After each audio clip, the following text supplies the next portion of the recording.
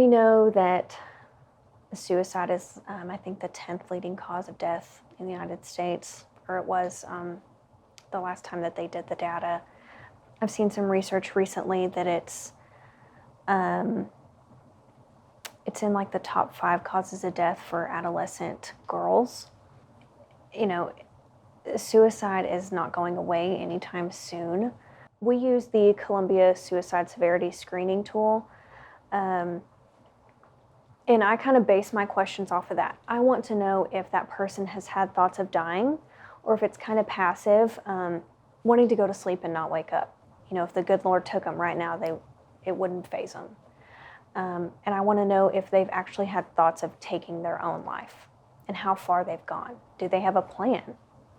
Do they want to overdose? Do they have medication stockpiled somewhere? Do they know exactly when and where they would do it? And I also want to know if they have a history of suicide attempts, because we know that just one attempt increases your chance for completing suicide. We have situations where people who are visibly depressed or visibly going through a very difficult time, it's okay to ask if that person is thinking about taking their own life. That's something that we teach in mental health first aid.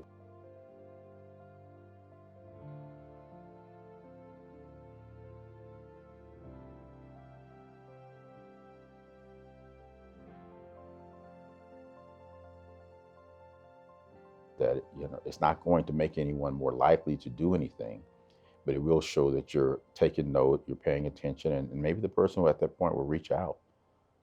It's not an easy thing, but it's important. Mental health first aid is a training. It's an 8-hour training, and it's based on the premise that it's okay to ask someone if they're having suicidal thoughts of harming themselves. And there's strategies and things to look out for that are taught in the class. There's a training for adults, and there's also one for youth, mental health first aid. And we're doing a lot of that in the schools now.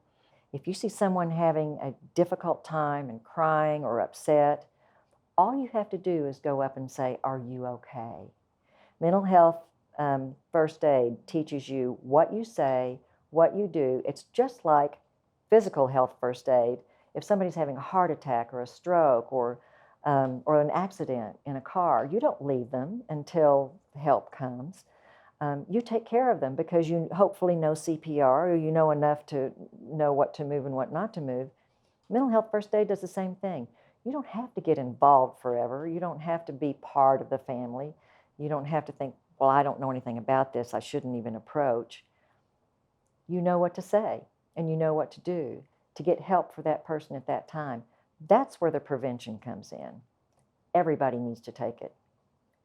I don't care who you are, a mother, a father, an uncle, a grandmother, a teacher, someone who doesn't have children, someone who doesn't have anyone in their life who has mental health challenges. We all need to be prepared, just like we need to be prepared to take care of a heart attack or stroke or an accident, and make sure we get some help for that person.